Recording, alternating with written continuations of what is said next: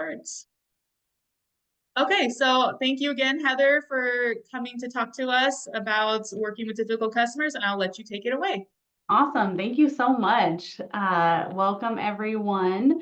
We are going to use a little bit of technology to interact today. So Nikki mentioned a few of the choices you can chat in the chat box. My style is usually pretty interactive, so I want to hear from you as much as you are hearing from me today. But we will be using Slido. So there is a QR code on your screen, or I will copy and paste it into the chat box if you'd rather just stay all on your computer. But you can use that QR code to access the Slido polls on your phone. And as the slide comes up where I'm asking a question, then you'll be able to respond on the polls tab. So there's two tabs. There's a Q&A, which we won't be using today, but then the polls tab will become live. And every time there's a Slido question, that QR code will be there again, or you can flag one of us down and we can repost the link for you today. So, solutions for difficult customers. There are so many different ways that we can go about talking about this topic, but I thought as a small business owner myself and as just a person who specializes in human interaction and getting the best out of us and those around us, I thought I'd come up with a framework for us to think about how we can manage those interactions, prepare for them, and practice those interactions so that when the time arises, we have that confidence and we know that we can really just interact in the most positive way. Nothing is ever going to be perfect. You know, we're not going to have perfect interactions all the time, but we're hoping to elevate and minimize the negative interactions. So we're going to get started. So I kind of went through this already, but we're going to do introductions real quick. I want to see who's here.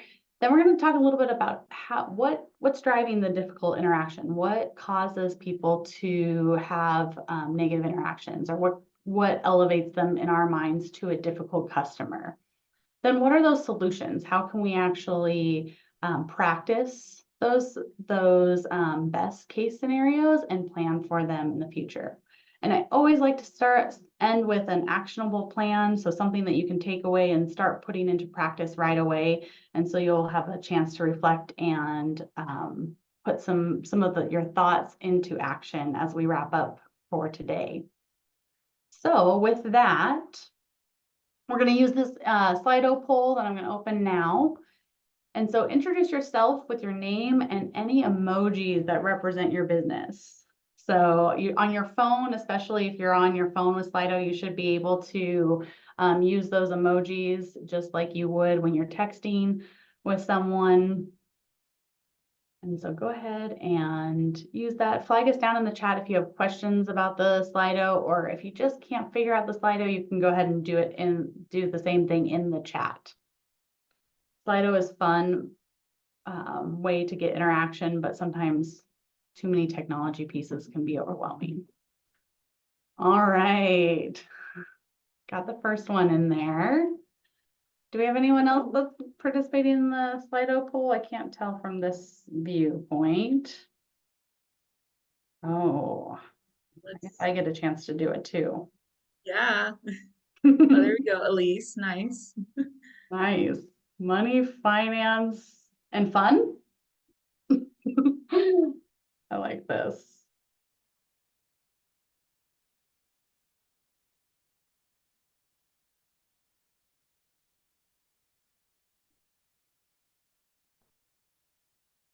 All right. That will stay open as we move forward. So if you want to, or like I said, you can do it in the chat as well. So I take questions and scary situations and turn it into solutions.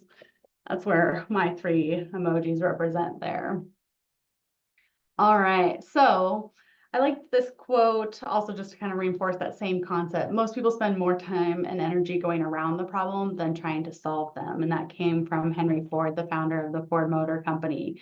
When we think about difficult customers, it's a little bit cringy at times just to think about what's causing that behavior and what parts can we control? Because a lot of times their behavior is very much outside of our control. And so let's dive right into it. All right. Understanding difficult customers. So what is the root cause? I had a Facebook poll question up for you all to respond to see what types of difficult interactions were most prevalent in your world. And I was actually really surprised to see that non-responsive or like silent customers were your number one results. That's the type of difficult customer that causes you the most heartache or the most unknowns. And then number two was rude or abrasive. And I think they're very different root causes, but I think we can still apply some of the framework principles that I'll go over today to each of those, or take maybe some from each of the different frameworks that I'll tell you about today to apply to those customers so that we can have more positive interactions. You know, when people are angry or rude or non-responsive, it's usually because they are frustrated in their own brains about something that's going on, whether it's an emotional response or a confusion problem, not understanding how or what to ask in the moment. And then that comes up as rude or abrasive, or people shut down at times.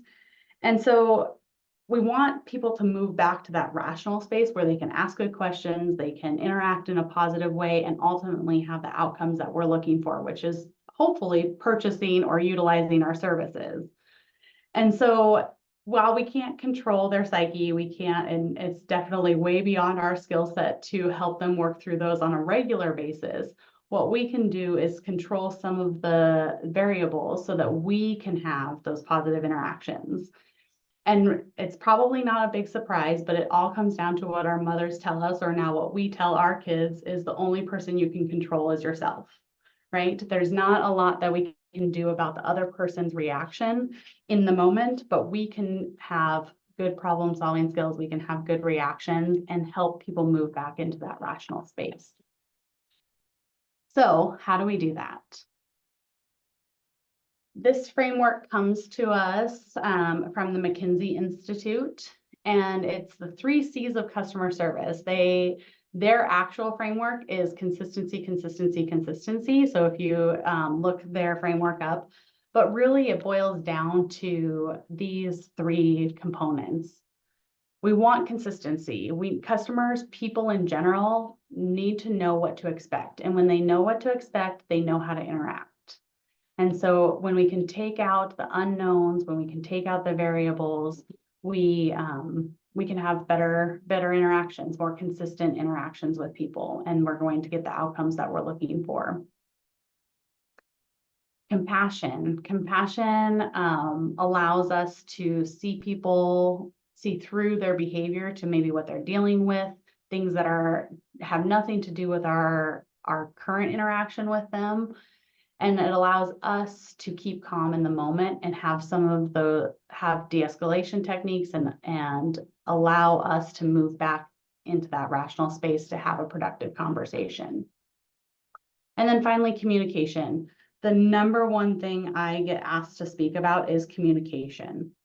And because it comes down to how we interact with other people, what messages are we putting out there, what messages are we receiving, and are we having the intended outcomes when we're interacting with people. And so all 3 of these things are ways that we can things that we can do, we can practice, we can think about, be more intentional about in order to have those positive interactions, regardless of what the other person is doing in the moment. So I'd like to just pause for a moment and ask, of these 3 C's, consistency, compassion, or communication, maybe in the chat you all can respond. What is the one that you feel like you do the best right now? What's the one that you feel like you do the best right now?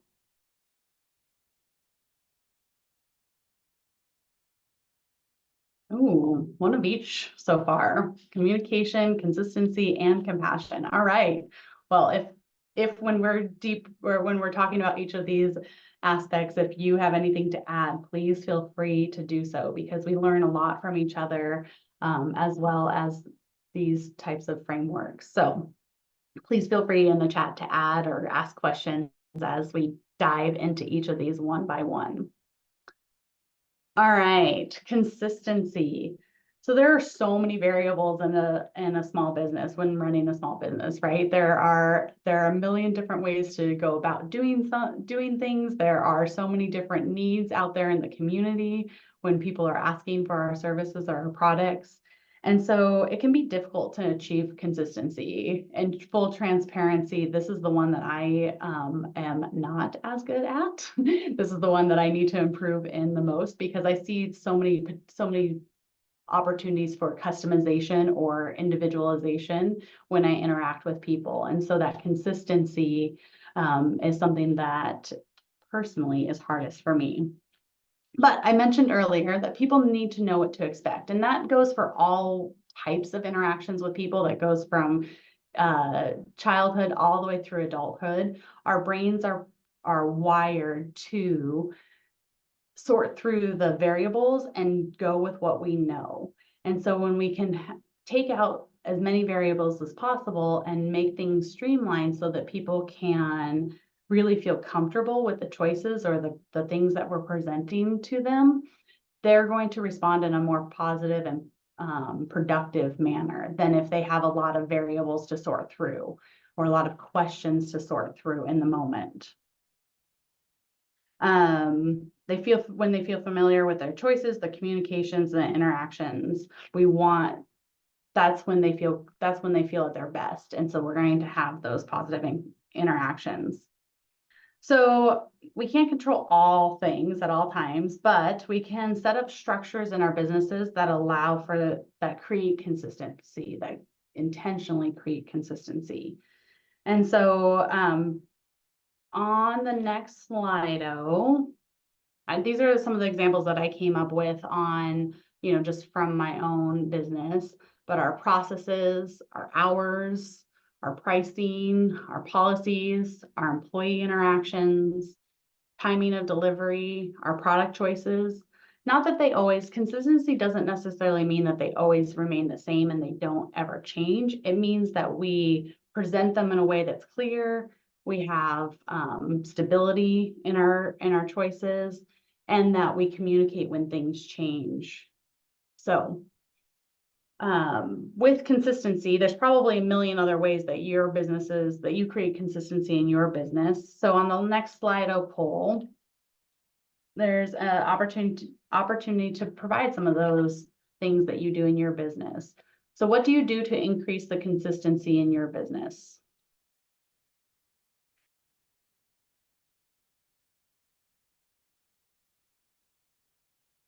It might take a little bit of thought.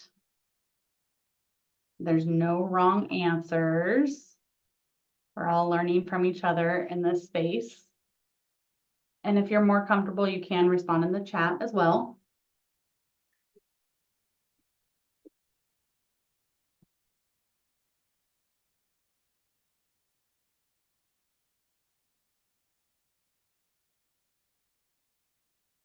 All right, so one thing so far, have processes for every client facing and behind the scenes, for everything client facing and behind the scenes. So maybe like a flow chart or a if this, then that process.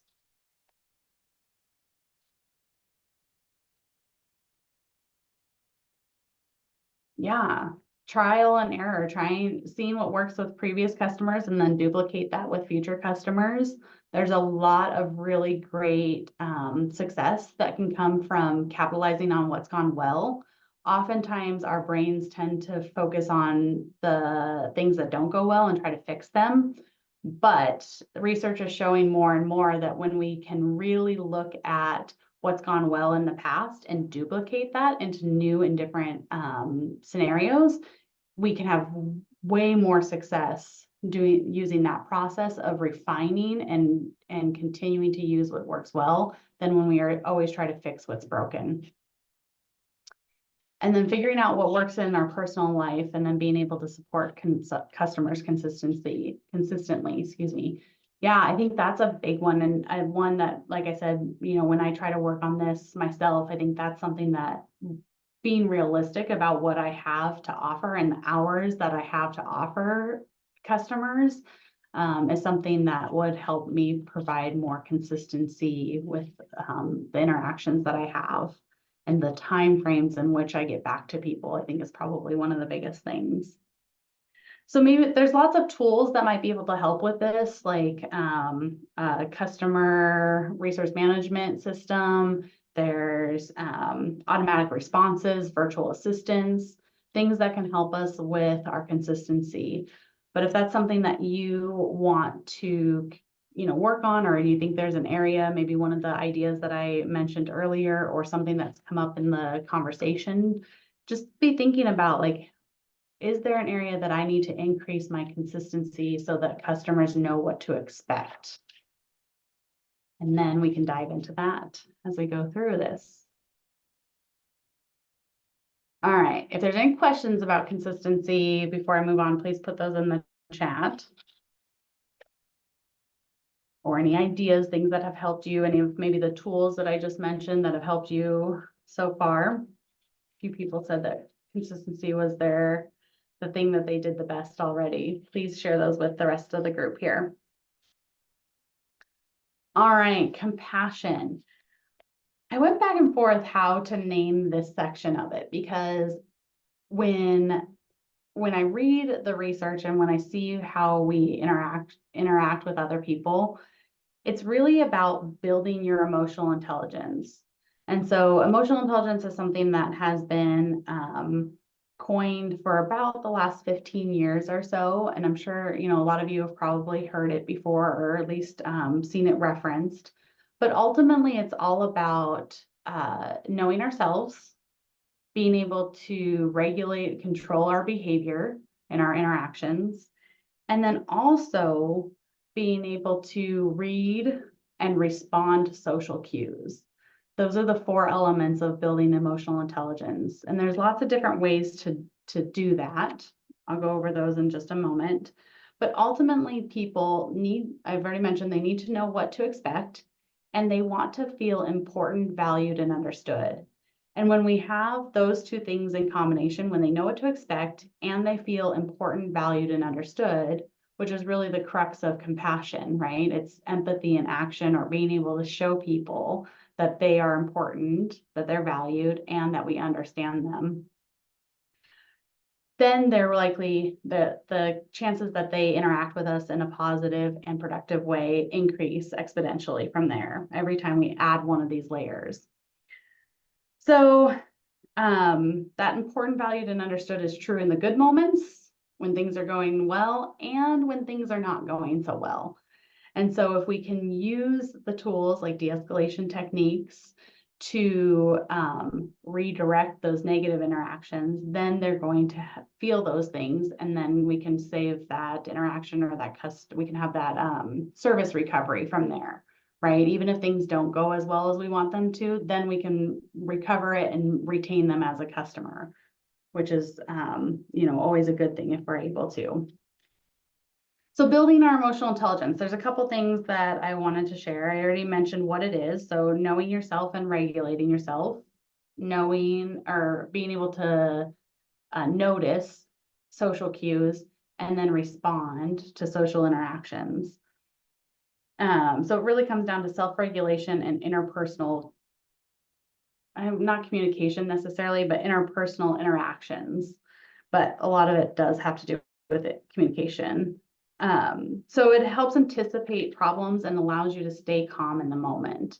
Someone in the chat earlier mentioned that keeping calm is their jam. So if you have any ideas to add to that, please do in the chat. But I think the best way for me that I found to keep calm in the moment when you're in a negative interaction is to take a moment, use a delay tactic that shows them that they're important, valued, and understood. So here's what I will say often.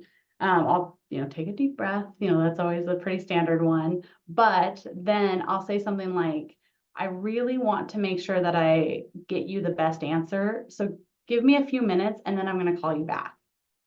What that does is it literally is a delay tactic, but it's an authentic one because in that moment, I don't have to respond. I don't have to maybe give something away that I didn't want to just to appease the person. I can take a few minutes, think about what they're asking, decide if I need any clarification, and come up with a solution that benefits both parties. When we're in service recovery, we don't want to give away the farm. We don't want to, we can keep our own boundaries, but we don't want to leave the other person angry or frustrated. And we don't want to be angry or frustrated when we're done with that interaction. So using that delay tactic is a really good one. There's a model of communication called empathic communication that I absolutely love. And it's really the model that I just said. I want to get us the best result, or I want to make sure that we have the best outcome here. So give me a few minutes and I'll call you back. Is part of that, as an example of empathic communication, where the basis of it is really about being able to connect with the person's emotions or feelings and then suggest a solution. Oftentimes, I know my natural tendency is to jump to the solution because then that will correct the emotion, but that's not the way that our brains work. When we want to have a more positive interaction, we have to acknowledge the emotion, or I should say, the fastest way to move something from a negative interaction to a positive interaction is to acknowledge the emotion that is happening. So that I'll give you a couple more examples. That could look like something like, I hear that this is really important to you and that things aren't going the way that you were hoping. And that is extremely frustrating. I'm hearing you. I want you to know that I understand that. Let me get back to you tomorrow with a solution. Or one of the things I like the best, once you have those words and can say them kind of fluidly, whatever your go-to phrase is, you could say, what kind of solution would be helpful to you? And then ask for the time to think about it or to see what's possible. So you might say something like, I can say that this is really important to you, and I want you to know that I understand that. I want you to be able to have what you need in this process. What would be best for you going forward? Let them respond. Sometimes they'll come up with something totally crazy, right? Sometimes they'll come back with something that's way less than what you would have offered in the first place, and that would make them happy, which is best case scenario, because then they're happy and you're not giving away the farm. Or sometimes they won't know in the moment and they might need a minute to think about it. But then you can use your delay tactic and say, let me see what I can do and I'll call you back tomorrow or today or whatever it might be, whatever time frame works best for you. So that was like 3 things all in one. But the empathic communication helps us connect with people's emotions. I use this with my kids. Once I learned this model, I use it with my kids all the time.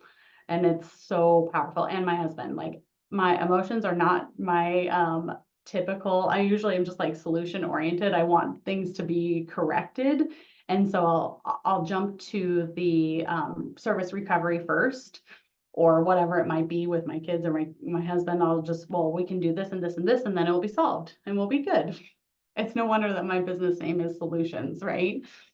But people need to know how they're not necessarily thinking about what they're feeling, they're expressing what they're feeling. And so that empathic communication, naming the emotion, acknowledging it, shows them that you're important, valued, and understood. And then you can move into the solution recovery. And then in the solution recovery, really know that it's okay not to give away the farm.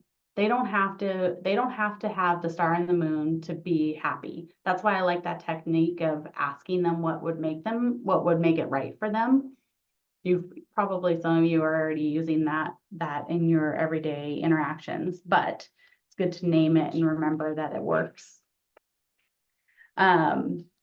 And then, let's see, so those are the two kind of under keep calm, and we've kind of started moving into de-escalation techniques as well. But the other thing that I wanted to mention here under compassion is if that process doesn't work, it's kind of impressive. Like when you name that emotion, you can almost see the change in their body language. You can see them go from frustrated or angry or impatient maybe, to like calm and relaxed. It happens like in a split second. It's pretty awesome to be able to see that in their physical body language, if you know, or in the tone of their voice. So that kind of moves into the de-escalation technique. But the other thing that I think is really good is asking good questions. And some of the examples I gave to you model that. Asking good questions can be such a powerful opportunity for de-escalation techniques. And that's a whole nother webinar in and of itself. But just knowing that asking really good questions can help de-escalate people and get you a better solution and show people that they're important, valued, and understood all at the same time.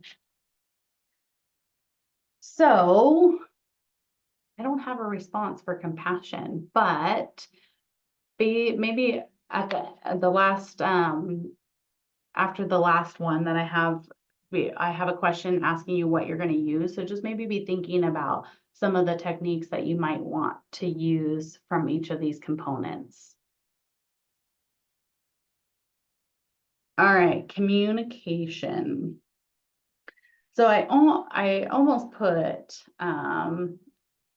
3 more C's under communication, but I felt like that was just too many C's for one conversation. So we just got 2 here. So is your communication clear and is it consistent? I mentioned in the consistency conversation that communication has a huge is a huge component to if people can feel like you are consistent with your business practices. Communication, again, is a whole nother webinar. We could spend 5 hours talking about how we can effectively communicate, but it boils down to crafting your message so that you get the response that you want. How can you craft your message, whether it's a flyer, an email, a verbal communication? How do you craft your message to get the response that you want? Which then opens up a little bit of a Pandora's box because you have to know what response you want. So just think about that for a moment. When you go to craft a message, whether it's any of those modes of communication that I just mentioned, what is the response that you're looking for? Usually in business, it's you want people to buy your product or your service. That's usually the end goal, right? You want them to buy and be satisfied with your product or service. But if you can drill it down a little bit more from there, it can be helpful for you in how you craft your message so that you get the response that you want. In general, though, keeping with that principle that we want people to buy and be satisfied with our products and services, what words do you use? What phrasing do you use? Is it consistent? Do you use the same thing over and over again? If you're getting the response that you want, that's great. Just keep on using it. Just like we said earlier, duplicate that messaging until it's not working for you. And then maybe you need to, change it a little bit. But keep using that message. Part of being consistent and clear is being concise. And I know that this is hard for some people and easier for others. I tend to be a pretty direct communicator. So sometimes I like lay it out there and I'm like, don't you understand? Why don't you understand? I just said what I needed to. But I don't always kind of get the depth of the details so that people really feel confident in making a decision or taking action on what I'm saying. And so depending on your communication style, you might have to pull some of those details back, or you might have to force yourself to engage in some of the details and provide more so people really know what they're taking action on.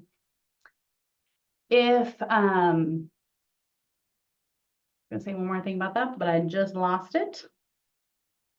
Oh, in typical business communication, like practice or principles say to state the most important thing first and then provide the details, which works really well for me being, a direct communicator. Main point, then some details. But if you are more of like a spirited communicator or a storyteller, or some of the other models, or a sympathetic communicator, that might be flip-flop for you. You might have to reverse your main communication, so you're saying the most important things first, or the whole of your message, and then you elaborate on the parts of your message so that they have enough information.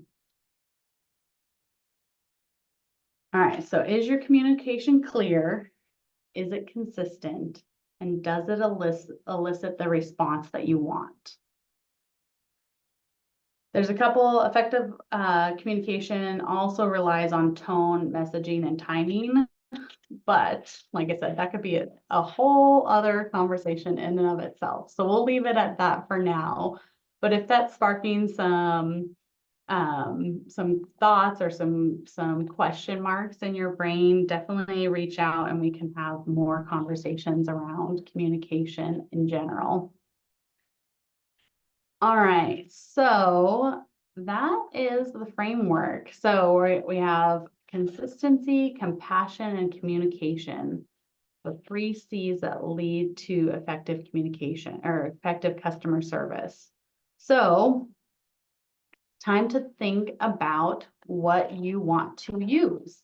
What of the conversation today that did we go over that you really want to hold on to? You can type it in the chat, or actually, wait, I think I have a Slido. Oh, yep. So poll this time.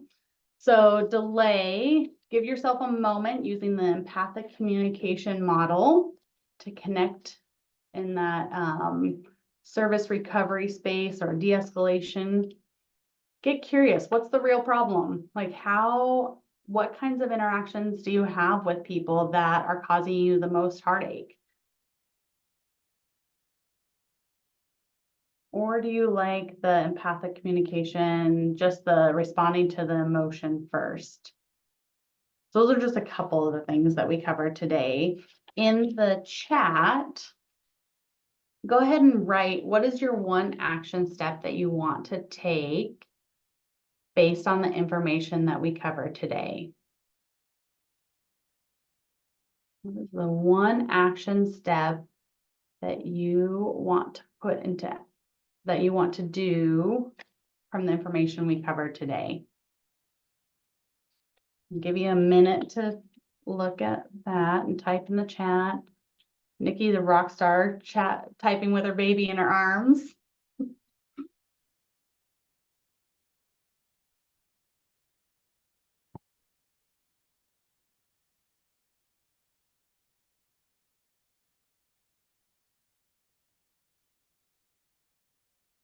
Awesome. Elise, continue to go deeper, ask more questions with clients.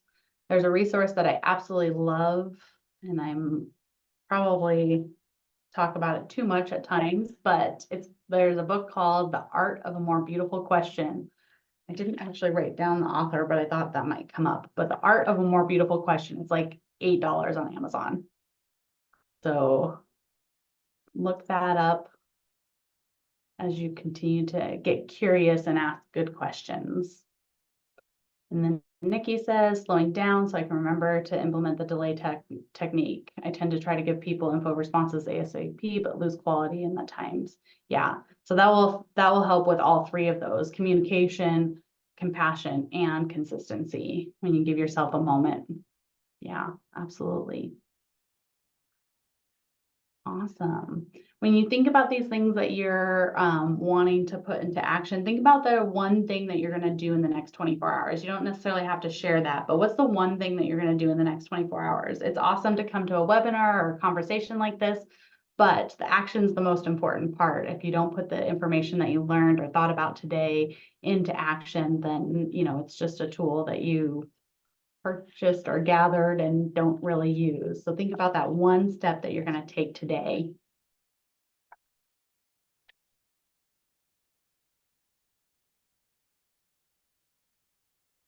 Leah mentioned our biggest thing is to get clear information on pricing, procedure, communication, how we offer it. Yeah, awesome. I think that's the one thing that I need to work on as well, Leah. Yeah, it takes a lot of brain power to do that, but I think in the end it's worth it. All right, well, I would love to hear any questions if you have any. Well, this is awesome. Thank you. Yeah, I want to just say that it's good to do these webinars and, we can hear the same topics over and over, but it's really a reminder, and each person, like, yourself will offer a different perspective. Like, I truly feel like I can better myself this week and like, hey, just slow down. It's okay. So thank you for offering this to us. And yeah, I'm excited to implement a couple things I have written down. But yeah, I don't have any questions, but I just want to say thank you. awesome. Thank you. Great to share and to hear what your guys' thoughts and ideas are. And like I said, this is like high level. There's so many different ways that you can go about having this conversation, but I wanted to Yeah. try to boil it down to some things that everyone can take away, whether you do it well right now or you need to implement some new things going forward. Yeah. Actually, can you tell us a little bit about Core Solutions and what you offer? Yeah, so Core Solutions, training, coaching, consulting. The thing that's the most asked of me is training, like team development training. So I have a few frameworks that I use. My favorite is Clifton Strengths. It's a personal development tool, but it's really applicable to established teams, whether you have a team of 3 or a team of 500 or 5,000. And so that's the thing that I primarily do, but I also offer one-on-one coaching. So if any of those techniques, for instance, are something that you want to dive into and create a specific plan for yourself and dig a little bit into what some of your stumbling blocks might be, like say empathic communication. We can set up I offer packages starting at 3 sessions all the way up through, 6-month engagements for coaching. And it's pretty customized. So it's whatever, whatever your goals are, we can create a development plan for that.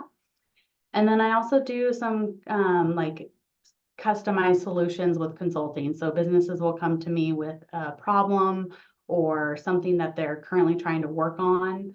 And then we'll create an action plan. Usually it's centered around like strategic planning, culture building. Like one of my clients is grown from 2 employees to 20 employees in the last 18 months.